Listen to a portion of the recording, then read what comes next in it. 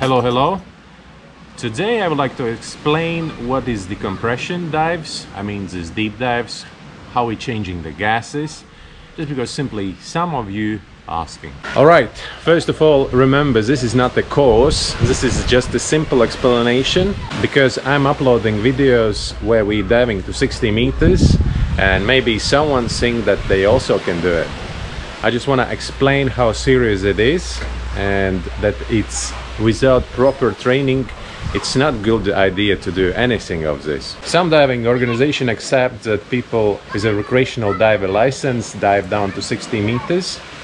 I don't agree with that, because if you do it, you should understand what is decompression, how it works, and what to do in these dives.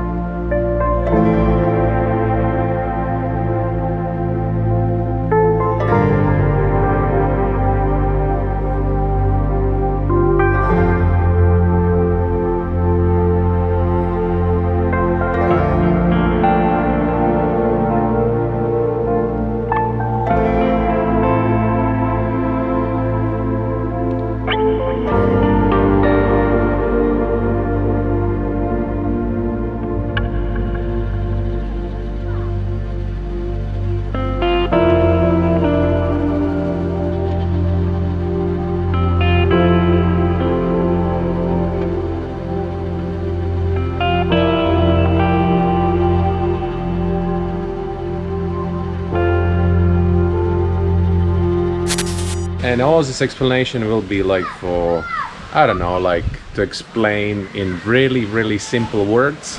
I do not pretend to be a best explainer of decompression theory in the world, but at least I will show how I'm explaining for the people who never heard about decompression dives, who sometimes see me diving with all these many tanks and asking me what I'm doing.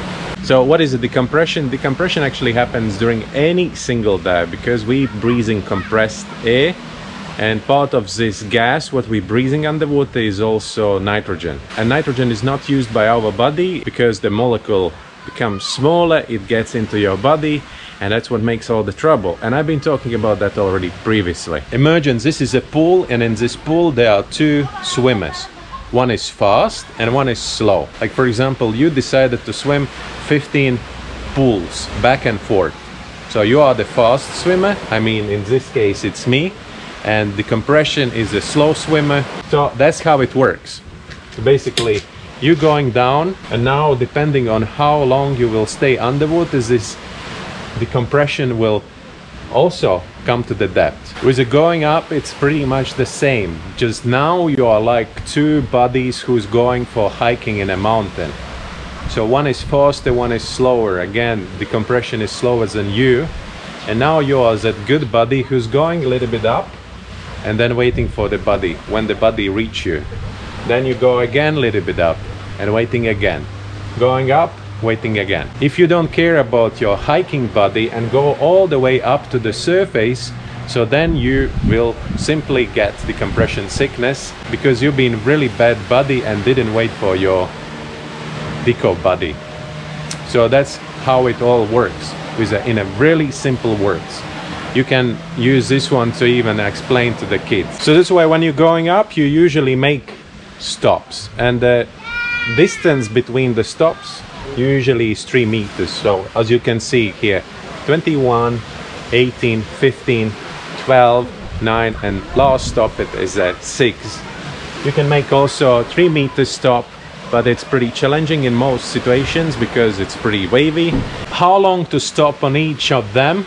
That's another question. That's from the technical course. I'm not going to spend the time for it. If you want to do anything with the decompression, or you want to know about that more, sign up for the technical courses and I will explain you everything in the detail. Just shortly, the length of every single stop depends how long you've been staying at the depth.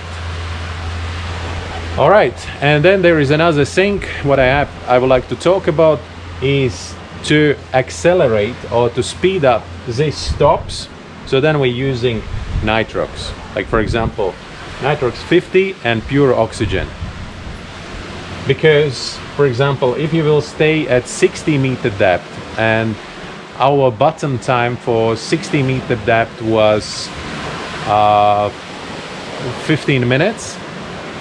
So on our way up to the surface, we use the nitrox to speed up the stop. Because if you stay, as longer you stay at depth, as longer is the stops at 9 and 6 meters. And in our case, the stop at 6 meters was 17 minutes, and we started the compression all the way from 21 meters.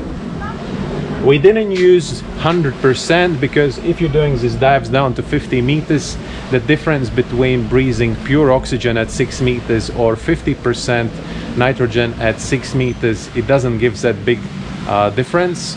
It's pretty expensive to order oxygen here, and if it's the difference between the stops, let's say if you're using nitrox 50 and pure oxygen, then on a 6 meters there's only 5-10 minutes difference.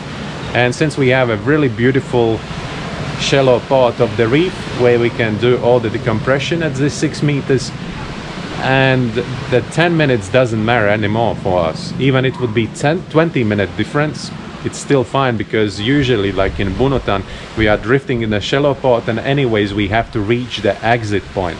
The place we coming out from the depth is, let's say, still like 500 meters away from the place where we have to exit. So that's why we spending more than 20 minutes to swim all this distance in a shallow part. All right, that's something I wanted to explain, and that's what you've been asking for. So I hope this explanation helps you to understand. It's a lot of work to start doing technical dives. You have to do a lot of drills because your brain at that depth is not working that good, and you have to do everything automatically.